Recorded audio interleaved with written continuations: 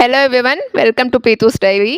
எங்களோட மாடி தோட்டத்தோட அழகை பாருங்கள். நாங்கள் இந்த செட்டப்பை பண்ணி கிட்டத்தட்ட 3-4 இயர்ஸ் ஆயிடுச்சு. இந்த கோ பேக்ஸ் எல்லாமே கவர்மெண்ட் கிட்லேருந்து வந்தது தான். 3 இயர்ஸ்க்கு முன்னாடி இந்த ஃப்ளெக்ஸுக்கெல்லாம் வந்துட்டு யூஸ் பண்ணுவாங்க இல்லையா, அதை வந்துட்டு கார்பெட் மாதிரி போட்டுட்டு அதில் வந்துட்டு பாட்ஸ் எல்லாம் வச்சு அதில் நாங்கள் பிளான் பண்ணிகிட்டு இருந்தோம். அதை கொஞ்சம் ரெனோவேட் பண்ணி கொஞ்சம் நீட்டாக பண்ணலாம் அப்படின்ட்டு இப்போ தான் ப்ராசஸ் போயிட்டுருக்கு. உங்களுக்கு இந்த ரெனோவேஷன் பற்றின வீடியோஸ் வேணும்னா கண்டிப்பாக கமெண்ட் செக்ஷனில் சொல்லுங்கள், நான் அப்லோட் பண்ணுறேன். இது பார்த்தீங்கன்னா பிளாஸ்டிக் கப்ஸ் எடுத்துகிட்டு அதில் பாட்டிங் மிக்ஸ் போட்டு அதில் ஒன்றுலேயும் ஒவ்வொரு சீட் நான் போட்டு வச்சுருக்கேன். ரெனோவேஷன் ஒர்க் பண்ணும்போதே இது சைடில் க்ரோ ஆகிட்ருக்கும். நம்ம ரெனோவேஷன் ஒர்க் முடிஞ்சதையும் இதை ரீபாட் பண்ணி வச்சுக்கலாம்.